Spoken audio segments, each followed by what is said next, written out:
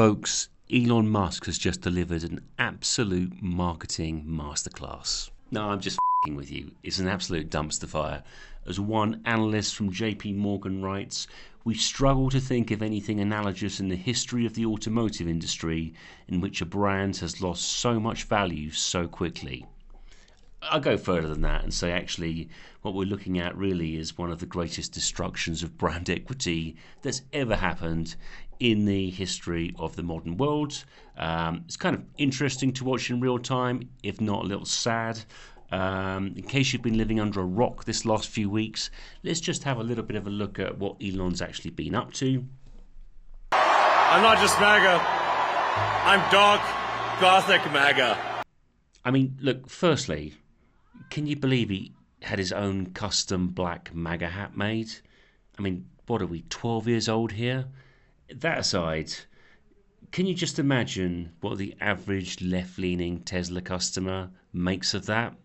Fire marshal says tonight that these Tesla charging stations in the town of Littleton were intentionally set on fire. The latest violence in Tigard, Oregon, just outside Portland, where police are investigating vandalism involving gunfire on Wednesday. At least 7 bullets tore into a dealership in an overnight attack, damaging 3 cars and shattering windows. This is the chainsaw for bureaucracy. Bloody hell. I mean, as we say in England, it's just not good form to do something like that, to celebrate putting thousands of people out of work. Still, I mean, I guess he can't get any more unhinged than this. Well, turns out I was wrong. He can, in fact, get a lot more unhinged. A provocative protest has taken place at Tesla's Gigafactory near Berlin, where activists projected controversial imagery onto the building's exterior. This is what victory feels like. Yeah! Elon, I don't know if this is what victory feels like, but man, this is what hubris sounds like. Tesla shares opened down 15% after their worst trading day in 5 years. The stock has dropped every week since Chief Executive Elon Musk went to Washington, wiping out more than $700 billion in market value. Okay, look, we can still save this, Elon. What we need to do is a serious mea culpa. We need to go back to basics. We need to appeal to our core base of Tesla customers. We need to assure our customers and the market that we're going to distance ourselves from all of this kind of Doge business. We're going to put some distance between us and Trump, and we're going to go back to actually working on our companies and serving the customers and the shareholders that made us this rich person that we are today. It isn't your average car showroom. Should I get in? Get in! But Donald Trump isn't your average customer.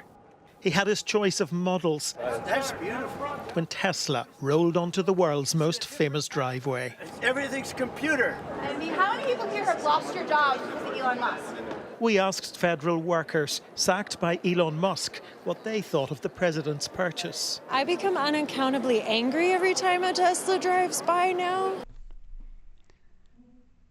Oh boy, Tesla is toast.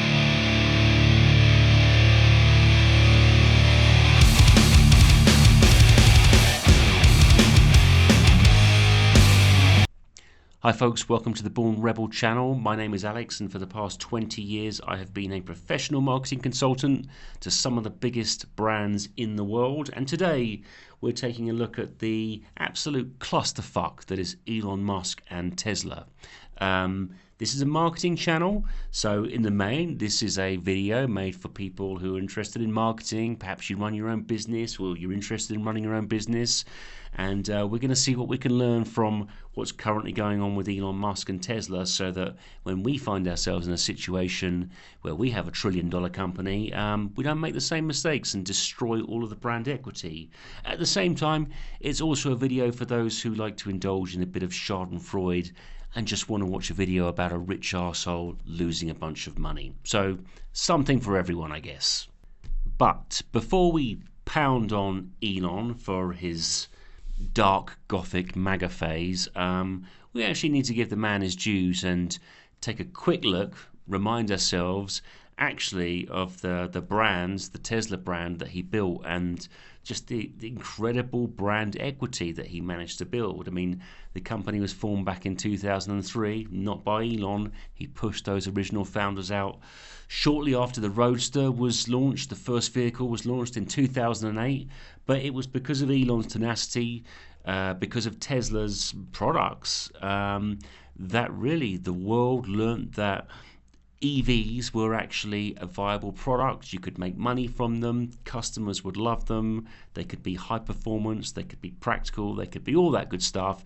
And it was Elon and Tesla that really dragged the rest of the traditional automotive industry behind them in their wake. I mean, they had to. They had to follow the money and start developing their own EV models, and even brand new EV-only companies have sprung up in the wake. So we do owe Tesla and Elon Musk and the original founders of Tesla a lot of praise for the work they've done just making EVs a practical consideration for consumers.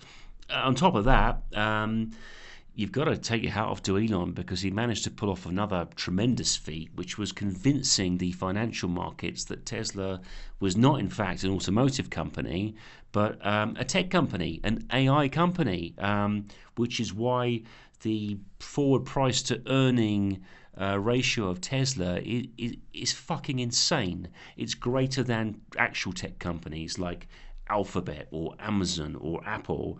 It's many multiples more than the other automotive manufacturers. So I think Tesla's share price peaked at about just under $480 back in December.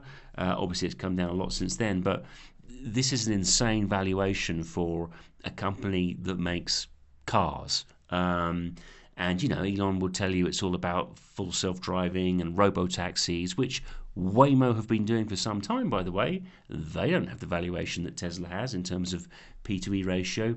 Anyway, so yeah, hats off to Elon again for basically doing a bit of WeWork, right? The guy from WeWork, he managed to convince the financial markets that he wasn't just, you know, arbitraging office space. That WeWork was a tech company because they had an app.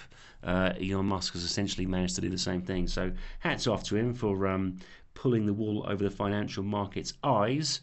And throughout all of this, another thing, I mean, he's just a maverick, isn't he? Another thing he's been able to do, which is have this just super unconventional approach to marketing communications, where, I mean, the strategy to Tesla marketing communications is basically Elon Musk. That's it. So instead of spending money on advertising or having a PR agency or an in-house PR team or marketing team, the entire Tesla comms strategy just boils down to whatever shit Elon tweets on a given day, or whatever he says or he does when the cameras are rolling.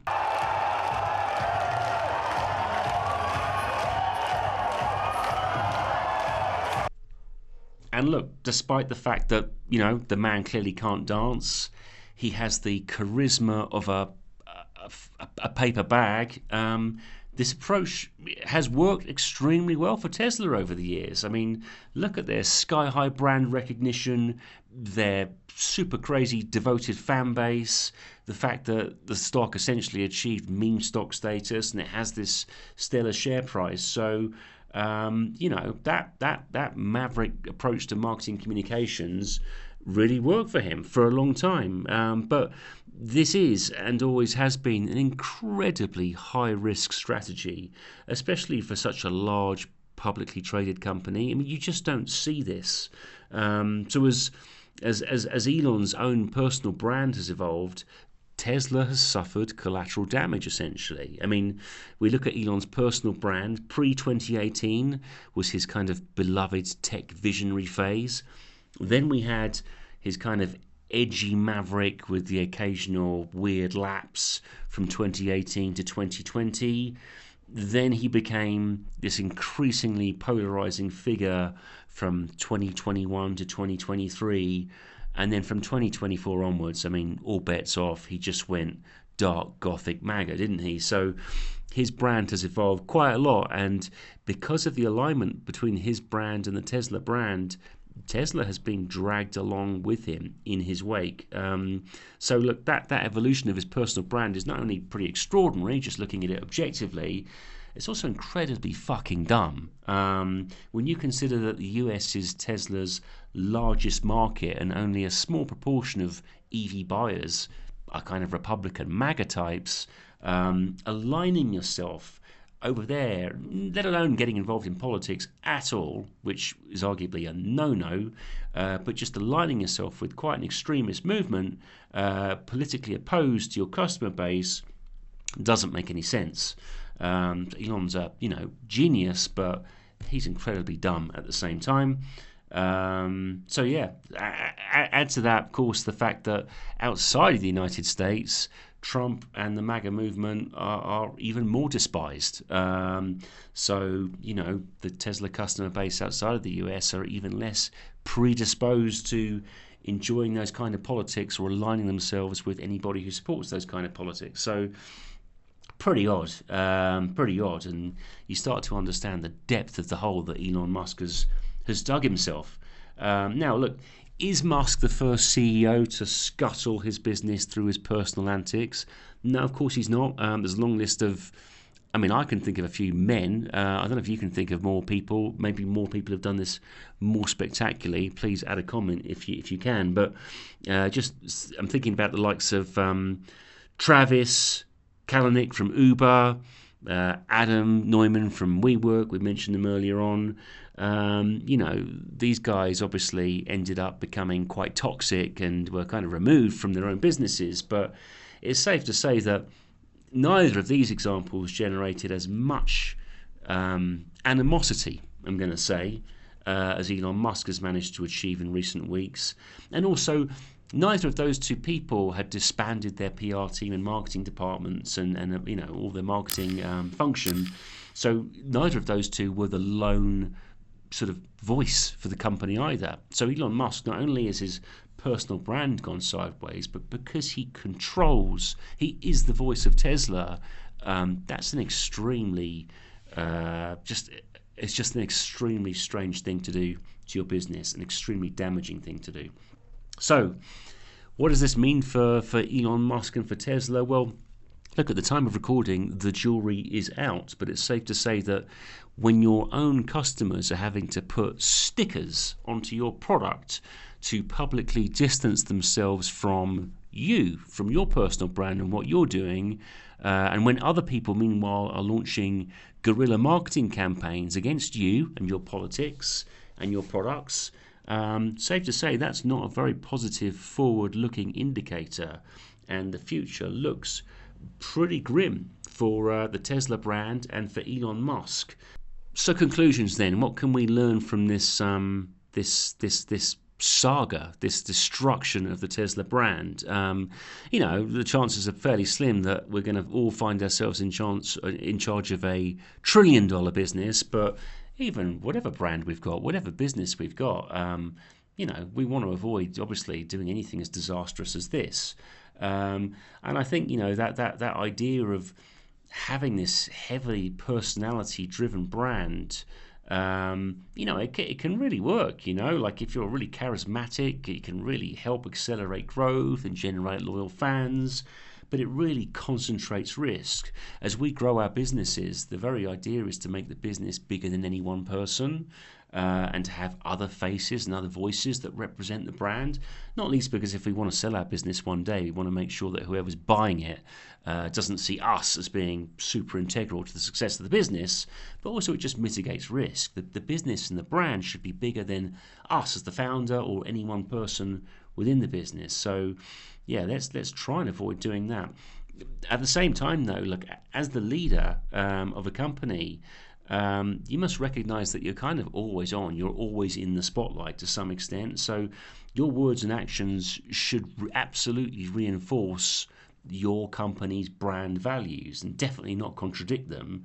Look, branding is not just a marketing exercise. It's not just something the marketing department does. It's lived through the leadership and also the staff of your business, and that's what your customers are seeing, how you and your staff are behaving. So you've got to be consistent with your company's own brand values. Another thing is just around the importance of managing, crises. Crisis management. And look, we're all mistakes. Like we all fuck up. And so just apologize hard and apologize early and take corrective actions early. Because if you just dismiss, public concerns, you're probably going to make the problem worse. You're going to create something that festers, and as with the case right now with Elon Musk, just dismissing concerns about his behaviours, which he's been doing for a long time on Twitter, you're creating problems, which feeds into the idea of listening to your core audience. You can't take your customers' loyalty for granted. Every week, every month, every year, they're making new buying decisions about how to spend their preciously earned money, their hard-earned money. They don't necessarily have to come back to you. They've got lots of options open to them. So listen to your core audience, and if you do or say something that your core base feels uncomfortable with, you need to acknowledge that and address that and put it right before your customers become ex-customers. Another thing, your competitors will seize on your missteps. This is happening right now. There are other car brands, I forget which ones actually, but they're jumping in on this. They're launching kind of mocking advertising campaigns. They're offering Tesla owners money to come over to switch vehicles. So if you put a foot wrong, be prepared for your competitors to seize upon that and to try and leverage it to their own advantage. And this final thing, really, which is about humility.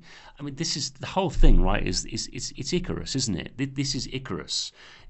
Elon should have read his Greek mythology. What did Icarus do? He ignored the advice of others. He got carried away with flying too high and being too ambitious and being too full of pride. Got close to the sun. The wax in the wings melted, fell into the ocean, died. Kind of what we're watching happening with Elon, right? Massing power and wealth. I mean, how much money does a single person need? But that aside, just positioning himself front and center in US politics, a country where he's not even from, he's not born in the US. It's unseemly what he's been doing. Anyway, just a lack of humility. And a lack of self-awareness. So it's I think the whole thing is actually a tragedy, to be honest with you. The Tesla brand is a great brand, was a great brand, hopefully will be a great brand once again. Maybe not with Elon involved, although with a complicit board, I can't see anybody getting rid of Elon. But like I said before, Tesla have done a lot for planet Earth, for consumers, for the automotive industry, for giving us EVs and making EVs an actual choice, a competitive, practical choice for consumers. So I hope, for the sake of Tesla, the brand, and for the sake of all the people who work at Tesla and all the people who own Teslas too, that this situation does resolve itself. But Elon's got to do something pretty radical at this point to apologise or step away from the brand. Anyway, that's it. Look, please subscribe to the channel if you want to see more like this. I do make other videos that are a bit more actually teaching stuff, but this one's just kind of commenting on this because, this is the biggest marketing story of the day, so I couldn't not make a video about it. Anyway, peace out. Have a great day. See you next time.